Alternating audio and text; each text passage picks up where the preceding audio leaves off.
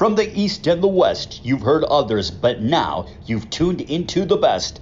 This is a Prime Wave Media production.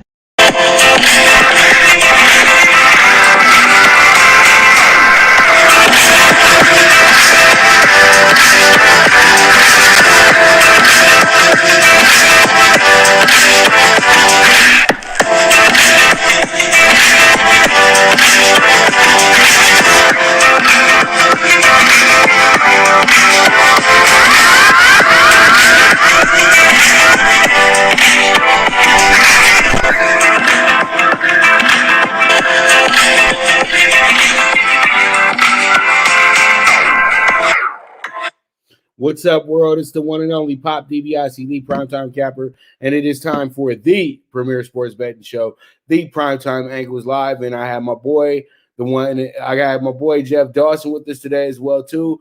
Pretty much just waiting for him to come right back. But let's go ahead and get into it real quick. Talk about the big news in the NFL. We have Dak Prescott. Pretty much breaking the bank, baby, getting his payday and getting his dues and getting everything that was pretty much earned by him as well too. I know that a lot of people probably are mad at the deal, thinking that he got overpaid, but that just shows that he has a great agent.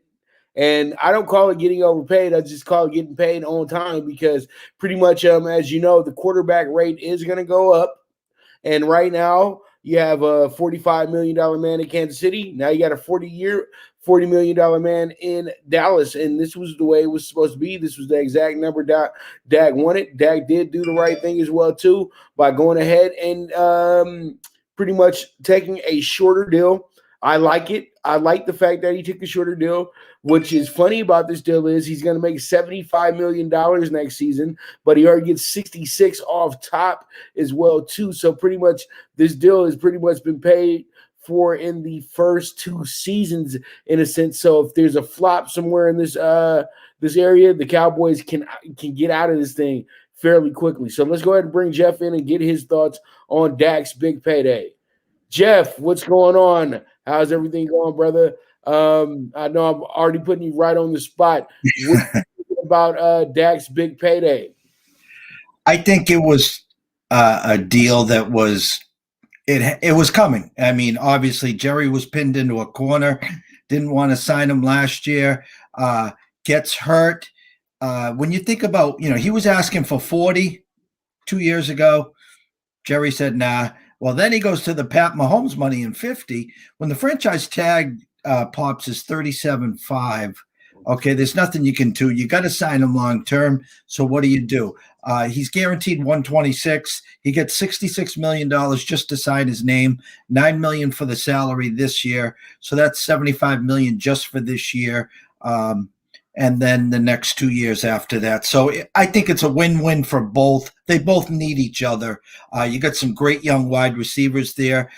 You rebuild that offensive line, get Zeke going again, figure out what you're going to do at tight end, build up on those defense. And again, I think they'll probably be the favorite to win the NFC East this year.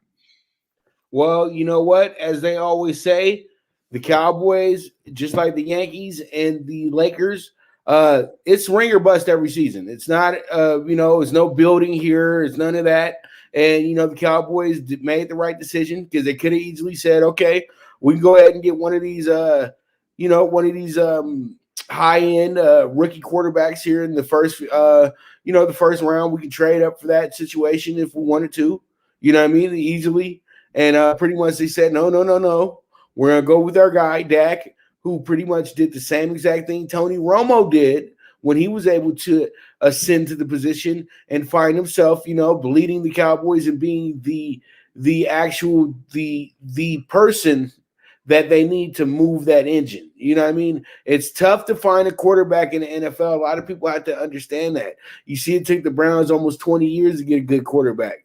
It took the Raiders some time to get a good quarterback as well, too. So the Cowboys are one of those teams that if they if they get rid of a really good quarterback and they don't replace him the right way, then they can be set back for a decade like they were before.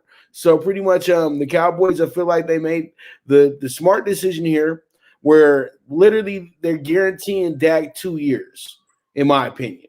And pretty much it's 2 years of showing us what you have. Will you bounce back from the injury? Will everything look good? We'll pay you all this good money up front. That's a thank you to Dak for being so consistent.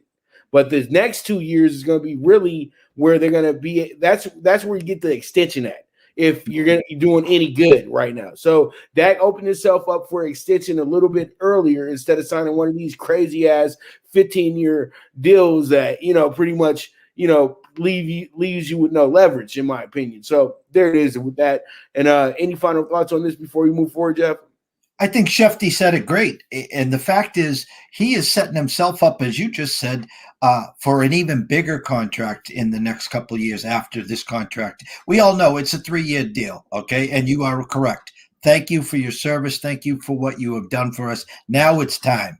Okay, we're ready to win and win now. It's been a long, long time coming. Let's see what you got the next 2 or 3 years. If it doesn't work out, hey, we'll move on. And also, don't forget, they're drafted early enough, Pops. I don't think they'll do it, but they could go into the QB situation and say, hey, grab a clipboard. This is what the Rook does for the next couple of years, so we can evaluate what Dak is doing now and to see if we're going to move on from him 2-3 years down the line. I feel it. I think that maybe we might be a year away from something like that with Dak. But maybe if they want to put the pressure on him, they'll probably go ahead and do something like that. All right, so pretty much let's go ahead and talk about Les Miles being removed from Kansas. This doesn't really make sense to me. And since I know his past was something dreadful, but at the end of the day, though, come on, you're Kansas, Jeff. He was actually kind of building something here. He was actually getting in 2-star recruits here or 3-star recruits here at Kansas. And he was building some type of a system here as well, too. So what's up with the Les Miles situation?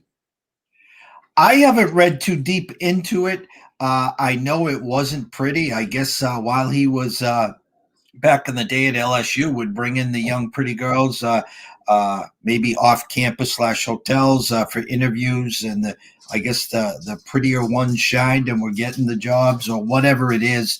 But in today's world, in today's social media, it doesn't matter if it was yesterday, tomorrow, or 6 years. They just keep digging. And unfortunately, Kansas has a lot of dirt on them in hoops too, so it's a big PR hit. Hey, listen, the name itself did carry some weight in football. Yes, he was moving in the right direction, but it's better just to cut ties and move on at that point. Well, my thing is like this. When you got a team like Kansas, what the heck are you doing moving on from a coach like Les Miles? I know he got a dusty pass, but how many other coaches got a dusty pass in the college football? They just gave Lane Kiffin another job in the SEC. They just gave Steve Sarkisian another great job in another great football job. That's more embarrassing to me in that situation, in a sense. But you know what? You pick and you choose. And I think Les Miles has really pretty much ran his course in a sense. And pretty much with the situation that's occurred, it's pretty much has been where these two are just really in a bad spot. So pretty much let's go ahead and move on quickly, because this one right here is just such a funny topic to discuss, because it really makes no sense to me. But Kansas, but I feel where you're coming from, Jeff. The basketball program, they can clean up things a little bit better with the basketball program. Football program, if you mess up, they'll let you go. Come on, they let go of a winning coach, and I can't remember his name right now, but you remember when they had Talib and they were able to actually win 9 games in the season. It was one of the craziest years for Kansas ever. Missouri was a top team. This is, at the end years of Missouri being in the Big 12 as well too. So pretty much when you look at all these situations in yourself, you say to yourself, damn, Kansas, it would have been great to see you at least show up just a little bit, but it is what it is at the end of the day, though, Jeff. You know that. It is what it is. Agreed. Yeah. So pretty much let's go ahead and jump into our new topic. Congratulations to UNC-Greensboro and Appalachian State. They punched their tickets. I think Greensboro is a good 13 or 14 seed here in this tournament because they have a good record. And then Appalachian State will most likely be a 15 or a 16. the play-in team most likely as well too. But they won that game huge against a very, very good Georgia State team yesterday. Georgia State was actually seen as a team that could possibly, get a few wins in the tournament if they were able to make it. They actually had them etched in to win that game yesterday as well too. And it just didn't happen. It showed the first big upset of the tournament. The upsets don't just happen in the big dance. They happen before we get to the big dance. If you saw what happened in the American East last weekend, UMBC and Vermont, both heavy favorites, gone, out of there. It comes down to Massachusetts Lowell and Hartford now. So that just goes to show you that's going to be another 16 seed, most likely in that situation, or a 15. So pretty much when I look at the situation, these two teams, I just had to put them up there because if you punch your ticket, we're going to go ahead and give you your props, celebrate that victory and everything like that. What are your thoughts on the chances for both of these teams right here? Well, we at ECSI had UNC-Greensboro last night, and I tell you what, you talk about a team trying to give away a cover. They must have missed 12, 14, 15 free throws, and they missed 2 dunks late and almost a backdoor cover there. I like their athleticism. You'll see a lot of these smaller schools. They got some athletes. They can go up and down the court. It's just, can they do it for 40 minutes, and what happens when they play, the big-time programs. Appalachian State, I was talking about them all weekend. Hats off to them. They had about a 2.5 week break due to COVID, and then they got their sea legs back. I think they won 1 game out of their last 5 before this tournament. And what makes it so hard, Pops, is the fact that they won 4 games in 4 days. And as the tournament progresses, you usually say, okay, by the 3rd game, they're going to run out of gas. Well, they got stronger in the 3rd game in the second half, and they did the same thing last night. So hats off to them. A dance that they'll remember forever. And it's one of those years, Pops. We didn't have March Madness last year. March 13th is coming up in 4 days, the day that we waved the white flag. COVID really began then. Sports went dark for a while. And so anyone that's complaining, yelling, screaming, hollering about the big dance this year, take a look at where we were last year at this time. So just embrace it. And whoever makes this dance, God bless them. Enjoy it. Embrace the moment. Hey, any given moment, my brother, any given moment, anyone can take anyone down. Just ask Virginia a couple of years ago. All right, so pretty much there it is with that, and I can't wait. We got 5 championship games tonight as well, too, so that's going to be pretty fun. So pretty much let's go ahead and move forward to our next topic in hand, and boy, oh boy, what we got to talk about next, and you already know. 30 teams, 30 days. Man, baseball. Let's go ahead and talk about the Minnesota Twins. And oh boy, when I look at the Minnesota Twins, I see a team that has some really good hitters on there. But you know who I favor a lot and who could be a possible MVP candidate this year, just simply because they gave him pretty much they gave him the hype to be a future MVP when they drafted him in the top 5, top 3, something of that nature. Byron Buxton of outfielder. I know they haven't batting 7th actually, but I think that the way that Minnesota's running a quirky type of lineup because they have a lot of power up at top and a lot of speed at the bottom of the lineup from what I could see here. But I think Byron Buxton is going to be the most important player on this team next season.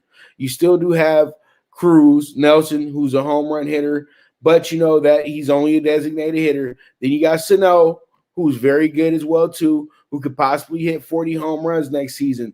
But you need a guy that's going to be able to do it all. And this is a 5-tool player right here, and he could be the difference in this team being a big-time playoff team or being a team that winds up missing the playoffs. I think that it comes down to them and the White Sox in the Central this year. And honestly, I think that this team will be able to be right there in the thick of things. And I think that is going to come down to the final weekend for the AL Central this year as well, too, between the White Sox and the Twins, because they just really are very much mirror images of each other. But if I would say that the better experience is on the Twin side in a sense, because you have guys that have been there, done that. You have guys that have done big things in this league. And then I think they slightly have a better pitching staff than the White Sox as well too. Maeda brings a lot of comfort if you're a Twins fan. I know that because he was a Dodger, very consistent as a Dodger as well too. It's just that he could never stick. He wasn't able to stick around for the rings because the Dodgers had all those great farm arms. So pretty much when I look at this team, you got Michael Pineda as well too, who's the apple of the Yankees' eyes about 5 years ago as a prospect coming up for them and pitched well in the postseason. And so this team, to me, does have a top three that can really go at it with anybody. So they're set to be a good team moving forward in the playoff situation, in my opinion. It's not about winning the regular season too much to them. It's about how they perform in the playoffs because they got the longest drought when it comes to any team that plays in the playoffs and when it comes to winning. But I think that they can get over the hump with a natural playoff this year. But I would love to see us do 8 teams again. That was awesome last year. That's what by baseball opening up the playoffs, it made it an even funner playoff situation because you had a team like the Marlins of all teams, winning the first round of this thing.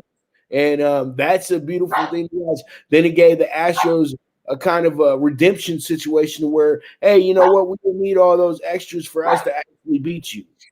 So, hey, it's just fun. I can't wait, man. Baseball is going to be really good this year, Jeff. That's what I'm feeling like. It's going to be really, really good. No, I agree. Your Minnesota Twins preview spot on. The frontline pitching of Berrios, Pineda, and Maeda gives them a legit front three up front. They bring back Nelly Cruz. They have a good hitting lineup. They lose Rosario.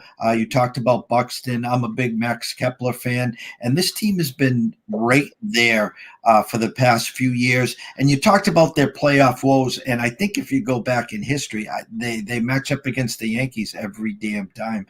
And it's just, 3 and done, 3 and done, 3 and done. And I just think, like you said, if you can get into a normal playoff setting where they're not matched up against the Yankees, I would expect them potentially to win. They'll be battling, as you said, the White Sox. White Sox, great staff, great young team that got a little taste of it last year. Now with a full 162, they are going to be a problem. And the Indians, even though they got rid of Lindor and a couple other players, they are rebuilding, but their pitching is strong as hell. So they still got Tito over there managing them, so there'll be a battle. But I love the Central. I think it's going to be a great race, and I think the White Sox do nip them at the wire, but I definitely see the Twins getting into the playoffs.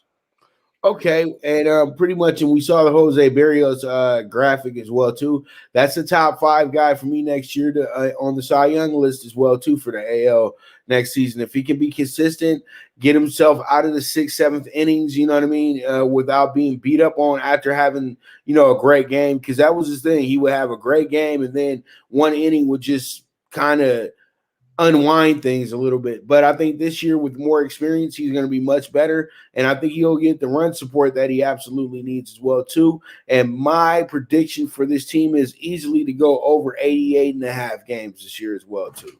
I think that's an easy number for them to hit. I think they're absolutely a 90-win team or better this season. They could possibly be the best team in the AL as well too this year. But I'm with you though, Jeff. I think that they might get nipped at the wire by the White Sox because the White Sox showed a lot of momentum last year. And I think if we would have had those extra 90 games last year, the White Sox and Indians would have been battling it out at the top of that division last year because they were both coming along very nicely at that time. But Minnesota just kept finding ways to beat both of them. So, that's why it's the 3-headed monster in the AL Central. So that's going to be a wrap for the AL Central as we know. And then tomorrow we're going to get into the NL Central preview. So that should be fun. All right. So with that, you guys can all get all these great hats in this division at hatclub.com. You guys can also get 10% off in the description link as well, too. Pretty much go ahead and check them out. www.hatclub.com, a proud sponsor of the Primetime Angles Live. And we will be right back. And this is the Premier Sports Betting Show.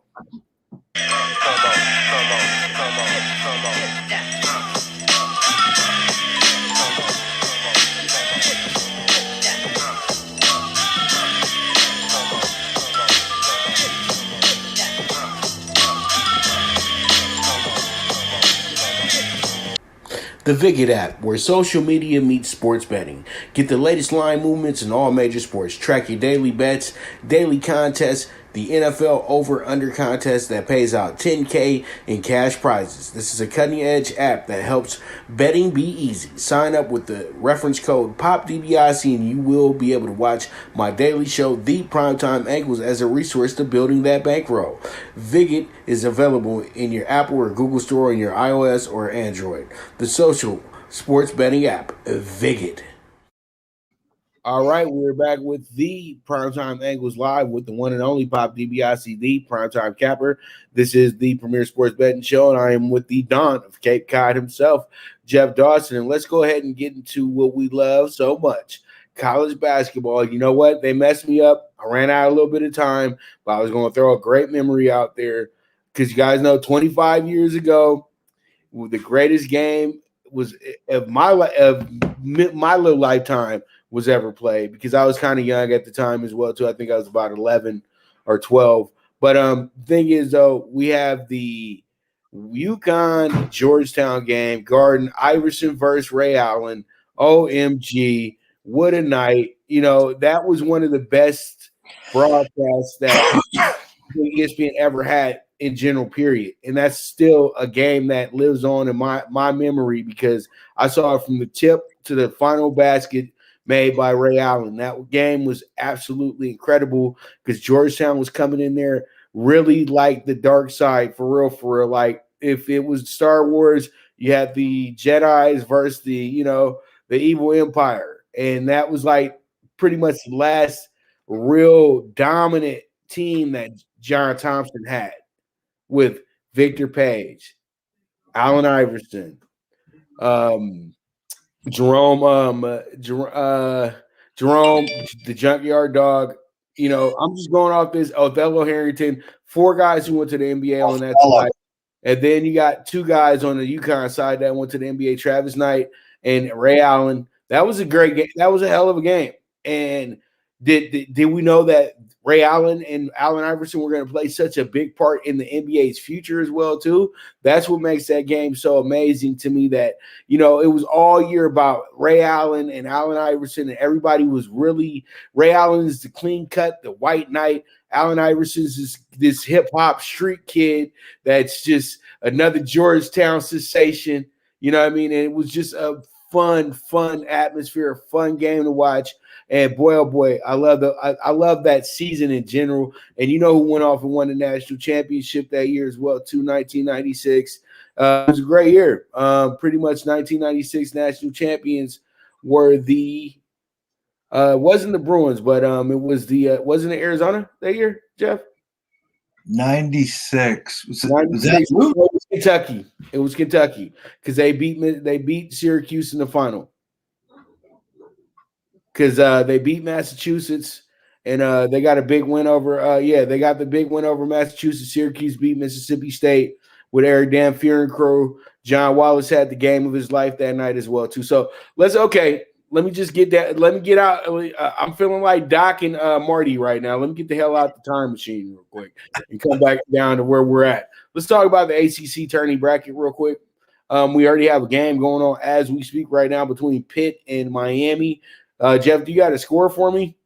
I will get it right now for you. 1 second.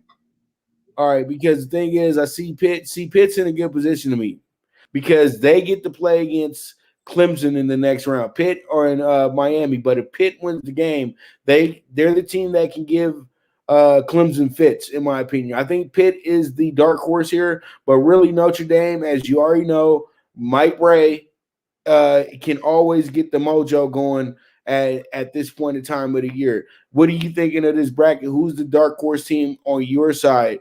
How are you feeling on this, Jeff? 55-54 Pitt with 10 minutes to go. The ACC, I mean, the talk on social media Sunday was how Georgia Tech, your team, was 2,500 plus 25 to 1 to win this. So that got bet down to about 15 to 1 now. Virginia stumbling late. It's just The ACC, I mean, has been brutal this year. I mean, when's the last time you saw Duke as a 10 seed and 18-1? Then it's just crazy. I think the cream will rise to the top here. I think you will get a Virginia. I do think Florida State also will bounce back. And if you are looking for a dark horse that might sneak out a win or two, I kind of do lean Georgia Tech. I like what they've done. They're a covering machine right now. So that's where I'd lean right there, Pops. I think that, honestly, I'm going to look at this team that's number 6 right now. And would you ever thunk it or believe it that a North Carolina team could be the 6th seed? But we're in Greensboro, North Carolina, where they've won this tournament several times before, Jeff. And I'm just going off the home court advantage, dog. And I think what happens here is that North Carolina runs the table and they wind up meeting Virginia in the title game. And then we'll see who the winner is on Saturday or Sunday, whenever they play. Yeah, Saturday. It used to be a Sunday morning game, but now it's a Saturday evening game. So I like North Carolina to run the table, to be that honest with you, Jeff. I can see. What's your name? I can see that. Virginia Tech's kind of that one that kind of peaked too early, and then maybe Louisville. Louisville with a team that basically had the big COVID shutdown. I think I feel bad for a lot of these teams. They've just been too inconsistent because of the start and stops, the missed games, the lack of practice, and I think for some teams, and I think Duke's a big one of them, I think Coach K waved that white flag in December, and I think a lot of his team bought into it. They showed flashes like they were going to start to put it together. Like Michigan State, they've seemed to finally put it together. But we'll see. Would you be shocked if a Duke or a North Carolina just rolled the tournament and got into the big dance? Nope, not at all, because they just didn't play to the expectations during the regular season. But they have rosters that are built to win this conference tournament. And that's what still puts them in the driver's seat to have a big chance to win this tournament. They're not your normal 6 and 10 seed, in my opinion. Correct. Yep, they're not your normal, just like Kentucky. We'll talk about that in a moment. All right, let's talk about the Big 12, because this is going to be the fun one. Big 12. I think in the Big 12, we'll have ourselves a very, very wide open field. As you can see, TCU and Kansas State, the battle of the purple teams, okay? And then you got Iowa State. They're already out of it. I don't even consider them in this tournament right now. So pretty much they're just here for a constellation. Oklahoma should win this game. Oklahoma was just the 7th ranked team in the nation 2 weeks ago, and they're the 7th seed in this tournament. So that means that Oklahoma, who's went toe-to-toe with literally every top team here, if they didn't beat them, they only lost to them by a few points.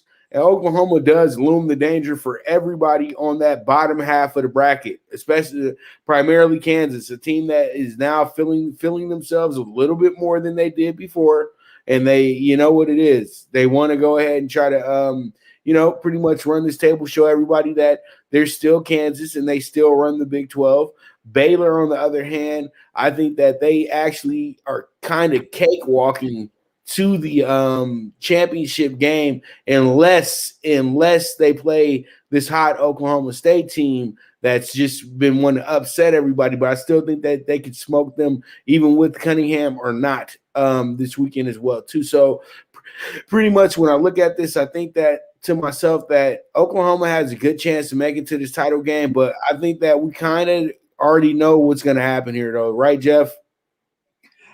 Well, you talked about it. I've been saying all year, I know the Big Ten's been getting all the talk, and as well as it should be, it's just how long and deep and how tough their conference is. I've been hyping this one up since Jump Street. I mean, Baylor without the little pause would have been undefeated. Hey, they needed a loss. You got the West Virginias of the world, the Okie States with Cade Cunningham. As you said, it always goes through Kansas, and they're playing as well as they had all season. And then just look below there. You had Oklahoma, as you said, who was just number 7 in the country, now is 7th in this tournament. And then you got Texas and Texas Tech.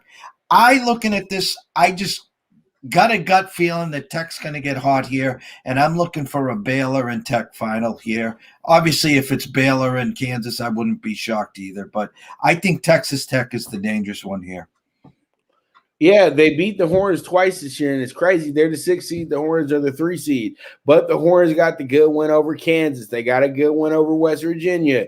They beat Oklahoma State as well, too. So they're right here. Shaka Smart probably coaching his best year ever at Texas as well, too. The great recruiting has finally met with the great coaching, and they are doing exactly what Texas hired him away from VCU for.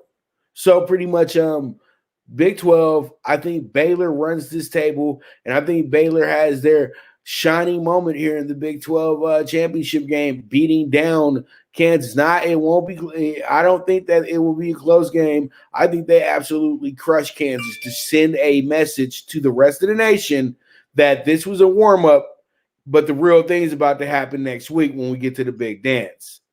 So I love this Baylor team. I love their attitude. I love how the coach approaches the game. So I'm a little biased right now. Okay, so it is what it is. All right.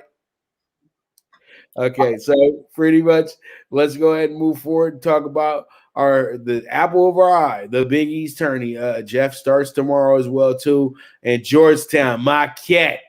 Oh boy, you got Xavier and Butler, and then you got Providence and DePaul. And it's funny because you got two of the OGs over here and and then the new guys, you know what I mean? So pretty much Georgetown looks to me like they could be a good winner, but Marquette's playing great basketball as well too. You can't discount Marquette at all. And I think that Marquette and Georgetown probably pose the toughest game of the day tomorrow in the conference. Xavier and Butler show a pretty tough game as well, too. But I really do lean a little bit towards Xavier in this spot because Xavier's the type of team that can run this table all the way to winning a championship. What messed them up was being off for almost a month as well, too. So they're being penalized for not playing enough games. But when you look at their record, they're right up there up at the top with everybody else who's supposed to be a really good team in the Big East this year as well, too. And then you have Providence and DePaul. DePaul got off to such a late start. It could be a possible upset for DePaul, but I highly doubt it. And we got to get ready for the Rhode Island-UConn rivalry matchup right there. Good old clam chowder game, Jeff. You know, between the Griffins and well, I don't know what's in the UConn, but you know Peter Griffin and crew will be cheering very hard for the Providence Friars. I tell you what, you know, it's the Gillespie injury to Villanova is a heartbreaker, and then one of their forwards got hurt on Saturday as well. They're kind of decimated. UConn's actually now the favorite to win the Big East tournament, followed by Creighton and Nova. Kind of sets up, in my eyes, to a UConn Creighton, and I think the winner will take on Nova. I think they'll show the heart of a lion and follow their coach, Jay Wright, and I'll go UConn Nova here, and I'm going to go with UConn cutting the nets down. All right, this is for all my people in Queens. Since Coming to America came out last week, let's do this. Let's have some fun, Jeff. Since you said Villanova's a little down, a little out, let's do this. Georgetown wins. Georgetown goes into the next round. They figure out a way to beat Villanova. St. John's beats Seton Hall. Then we got ourselves a game from 26 years ago. Great one. Georgetown, St. John's, the game of the century. All over again between two middling Big East teams. And St. John's wins and goes ahead and wins out in the Garden since they've reopened the Garden for them. The Red Storm protect their house and they go off and win the tournament, man. I think that they have, to me, St. John's is the most slept on team in this conference right now, the most slept on team in the nation right now. They got length, they got speed, they got defense. And when they put everything together, St. John's is fun to watch. They got some really good players, and Vince Cole is almost automatic when he's wide open as well, too. So pretty much I love St. John's here, and I think St. John's, I'm just going out on a whim. I think that this is an upset, right? I think this is an upset bracket in the making that kind of favors St. John's in a sense. I love the way that they played against Seton Hall last time out. They already beat Villanova this year as well, too, and they beat up on Georgetown a few times already this year, too. I think that Creighton, UConn, they could be beat by St. John's as well, too, but it would be lovely to see your UConn Huskies come back and, say, hey, we back and we put down the stamp, baby. You know what I mean? I know we went to the AAC for a few years, got a little bored, but we back home. we got our game face back on now. We got our inspiration back, the Big East. You know what I mean? Because they was struggling in the AAC, boy. But it was hard. It's hard to be in a conference like that when you're all the way up north, when you're all the way in the Northeast and everybody else is playing in Mid-America. It just doesn't work out. It's just too much traveling. All right, so let's move on to the Big Ten. Big Ten. Minnesota. Man, this is almost a tournament in itself, Jeff. Because Nebraska's Penn State, whatever, Northwestern, whatever, but Minnesota's still a team that if they do well, if they probably win 2 or 3 games, they could possibly sneak into the tournament. Maybe. But when you look at this, you just see a killer's row, second round. You got Michigan State, Maryland. Michigan State really needs that win right there. Then you got Michigan over here, top seed.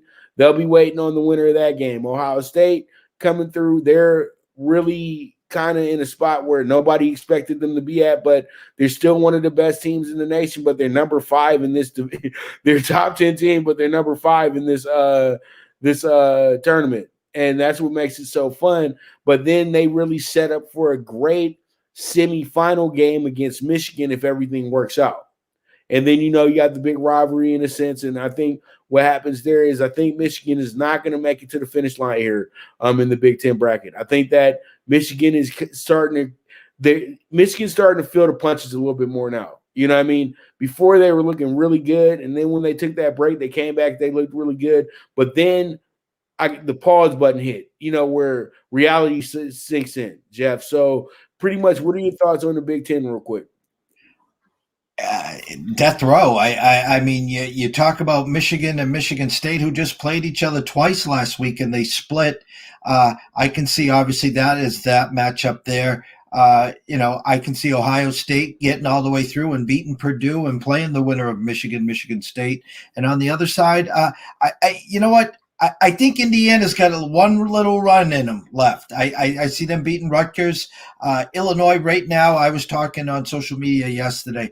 I think they're the team right now that could match up. I'm a huge Baylor fan. You know that, just as you. But I think right now, pound for pound, Illinois with IU back can really match up well with the Zags there. But I look for Wisconsin to get through, and I look for them to sneak by Iowa, who's Jekyll and Hyde. So I'm looking for an Iowa-Illinois, and then I'm seeing an Illinois versus – I'm going to go with Ohio State. Ohio State, and I see Illinois cutting the nets down.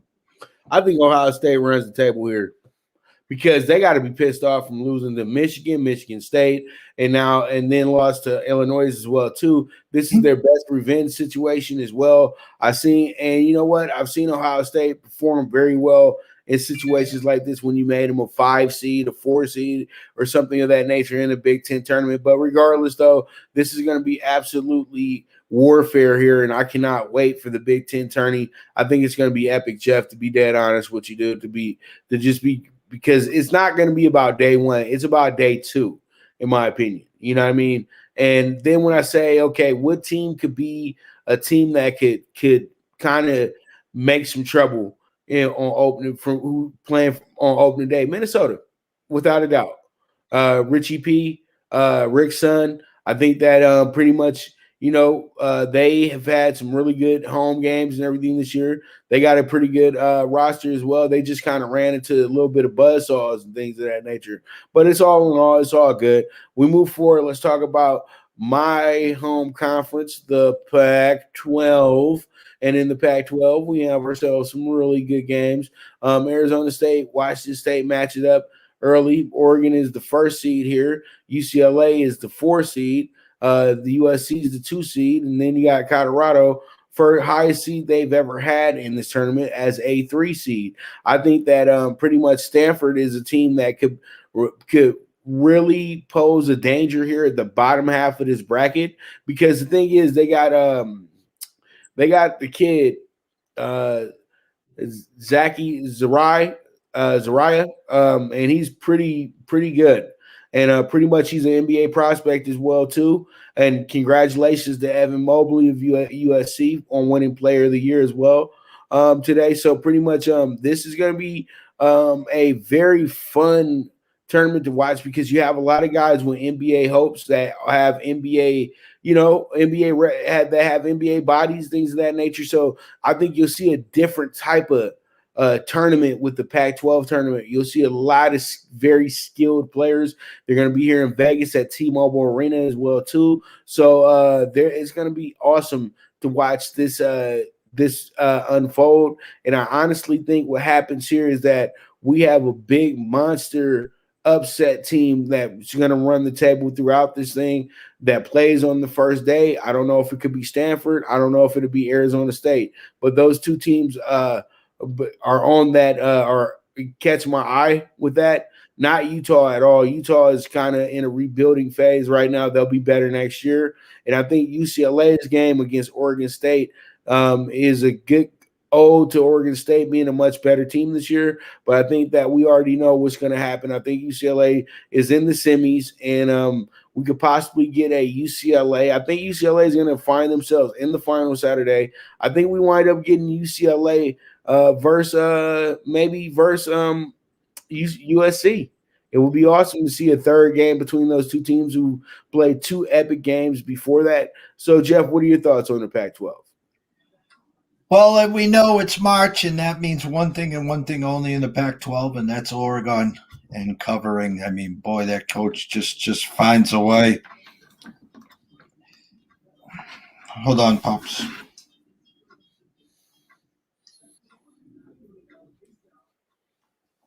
Just finds a way to keep covering. They just get better as the season progresses. I agree with you. I think UCLA has some unfinished business. I think they'll face off.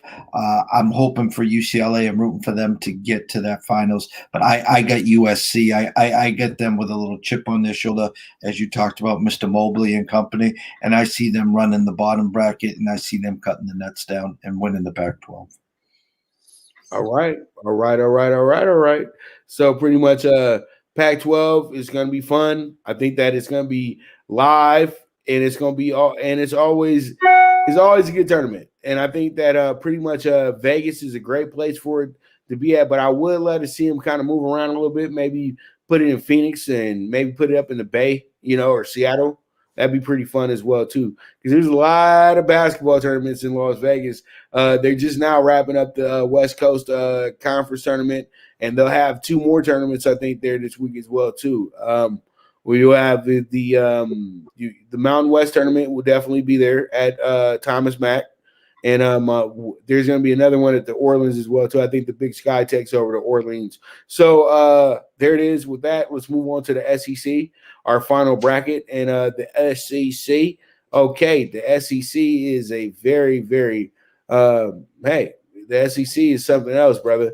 I think that when you get down to it and talk about the SEC, you have yourself a very fun group, because this is the most unpredictable tournament of them all out the big brackets, out the big group. Okay, this is not even like, you wouldn't even expect this in the season, really, but it's not football right now. But Alabama is the number 1 seeded team in this tournament. Oh boy, like, wow. Alabama, after you brought in great classes with Avery Johnson as the coach, but it was a debacle in a sense.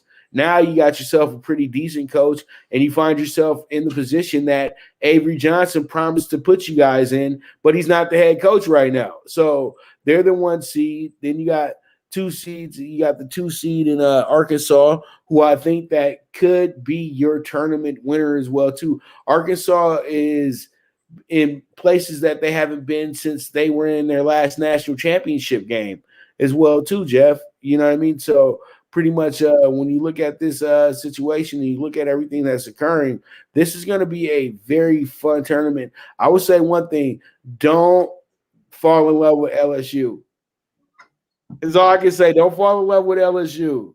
And that's my only sentiment to bettors. Do not fall in love with LSU. I learned my lesson about 5 years ago. They had an awesome team that year. You remember this too, Jeff.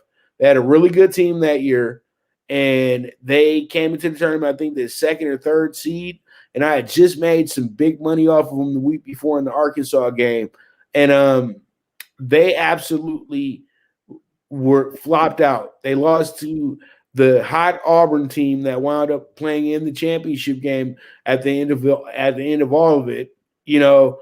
But that was still a funny, crazy moment right there where they went to triple overtime and they just refused to win the game, LSU. So it's hard for me to take LSU. I think that they're going to be a one-and-done team here in this tournament, even though they'll probably be able to make the big dance. Jeff, real quick, what are your thoughts on the SEC? I think Alabama, who is the number one seed, is peaked too early. I think Florida, Tennessee winner will face Kentucky. I know a lot of people will probably be saying the same thing. I just dig deep down. I think Kentucky will find a way to get to play Florida or Tennessee, two of the most inconsistent teams in the land. Tennessee, flash and fade, go against them, they win, go with them, and they're nowhere to be found. So I'm going to put Kentucky in the top bracket in the final. I agree with you with LSU. We did have them over the weekend, which was a nice cash. I think Arkansas is peaking at the right time, even though I think they'll face Missouri, and that'll be a great game. But I'm going to go Kentucky, Arkansas, and I'm going with the Cats to cut the nuts down in the SEC. All right, and I'm going to go opposite of that, and I'm going to go with the Razorbacks. I'm telling you, boy, I think this is their moment to go ahead and say, you know what, we're back to being a national power, and we're gonna cause some trouble here. You know what I mean? And I think it's on and cracking. I think that it's going to be absolutely awesome. And you know what? These two teams can meet in the final as well, too. And I think that's a possibility because I'm with everybody else. I think Kentucky, Calipari is going to have some really great Hoosier speeches for these guys moving forward. So, you know, it is what it is at the end of the day. But we went very long with this topic in hand. But you know what? We had 6 brackets to cover. Jeff and I had an absolute blast talking to you about them as well, too. So pretty much with that, you guys already know. Jeff, any final thoughts, brother, before I let you go? I just want to thank you as always. Apologize for not getting here yesterday. Okay. Look forward to next Monday where we can talk brackets and they'll all be set. Anyone that doesn't follow us, go on to Twitter at EC Sports Invest. Follow us, we'll follow you back. Check out our website at www.eastcoastsportsinvestors.com and any emails at eastcoastsportsinvestors@gmail.com. We'll reply right back to you. Got some great baseball coming, live opening day, but before that, March Madness, and we're less than 10 days to seeing you in Vegas, Pops. Yes, sir. Yes, sir. I look forward to it, my man. All right, so pretty much you already know. Make sure you go check out that Stacey Adams, Jeff, so you can be sharp. You know, they got bow ties, they got suspenders, all that good stuff. So claim your 10% off on any $75 order or better with the promo code LNK10. Once again, StaceyAdams.com, one of our proud sponsors of the Primetime Angles Live. And with that, we will be right back.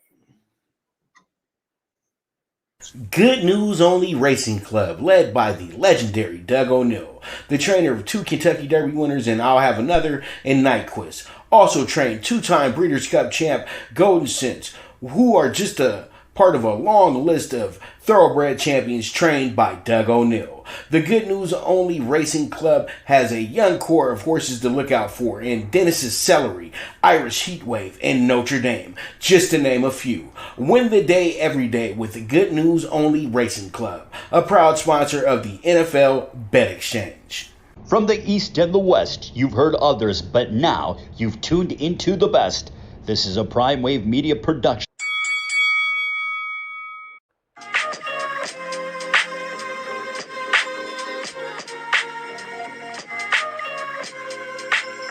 Tune into Big Wave Boxing every week with a brand new guest with the one and only CBB PrimeTime Capper, getting the best boxing stories, best boxing angles, and the truth when it all comes down to the sweet science. Tune into Big Wave Boxing on the Prime Wave Media channel on YouTube.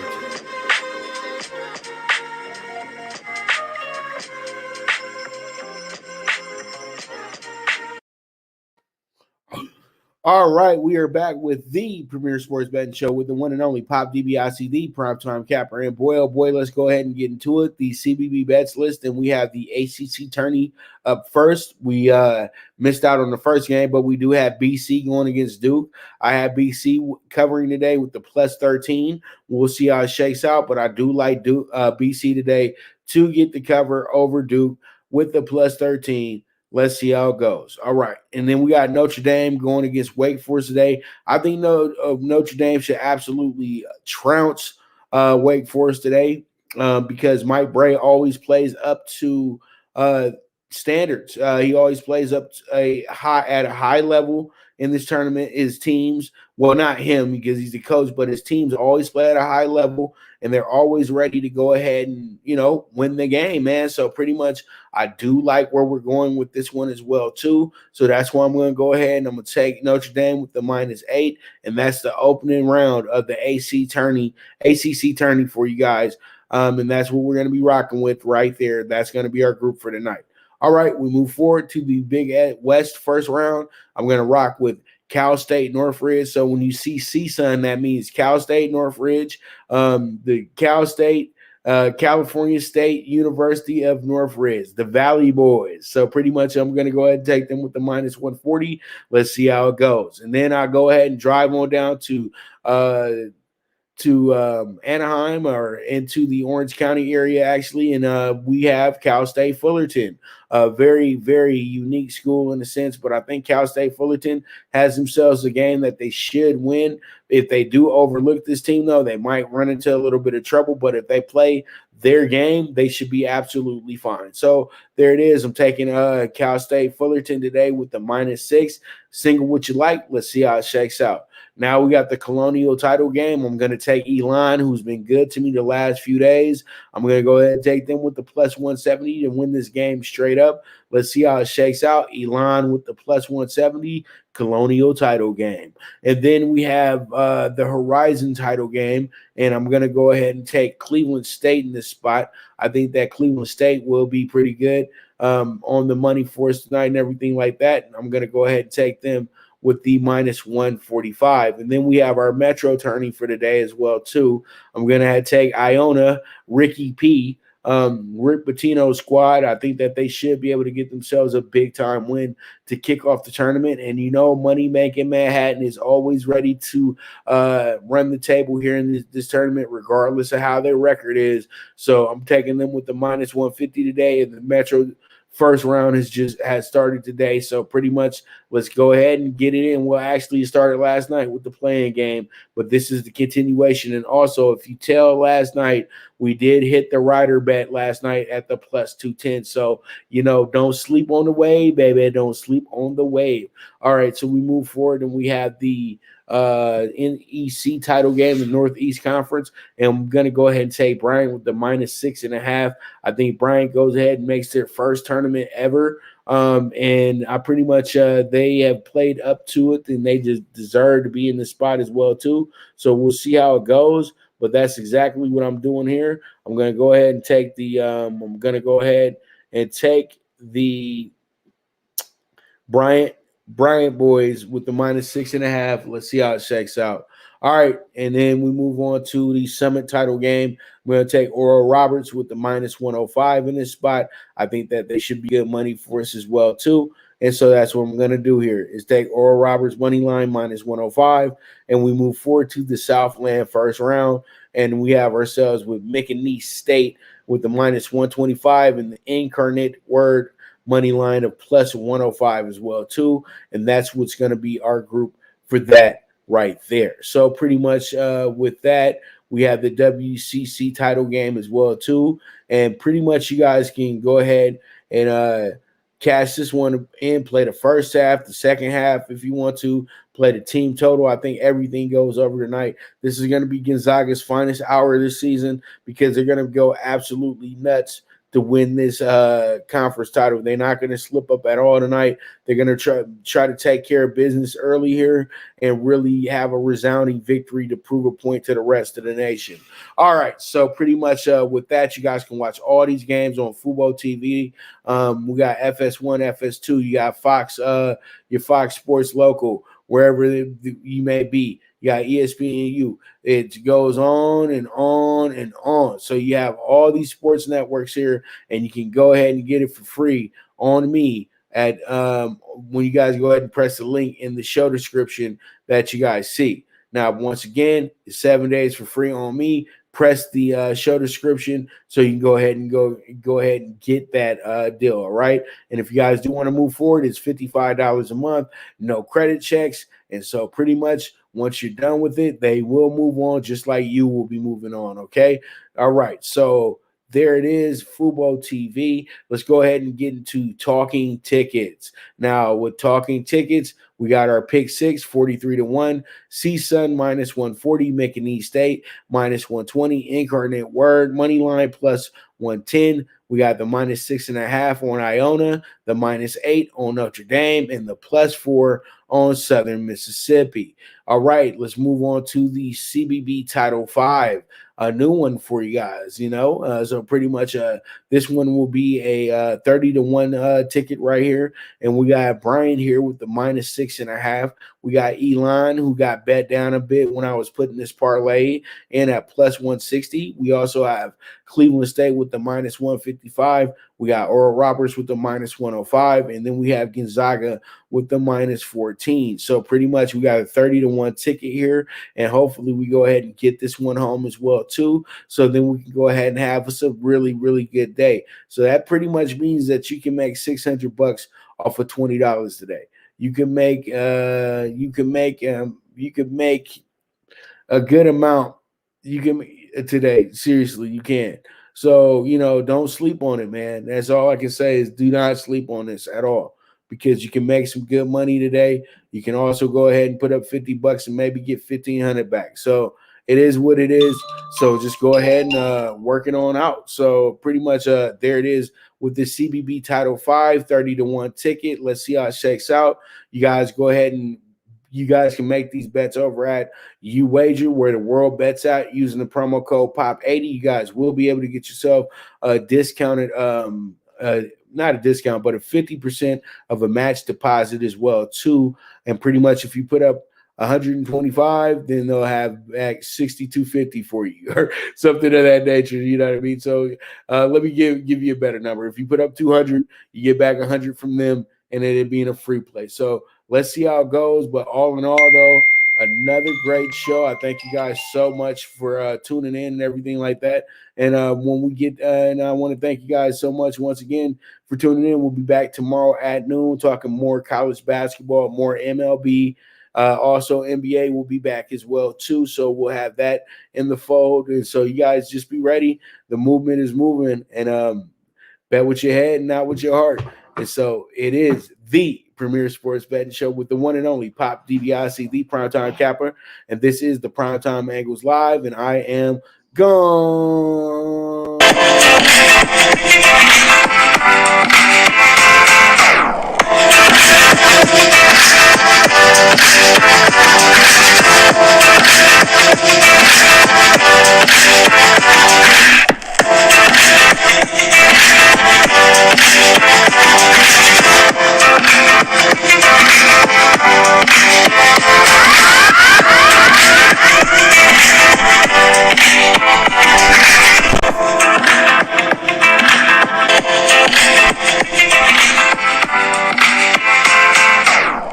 From the East and the West, you've heard others, but now you've tuned into the best. This is a Prime Wave Media production.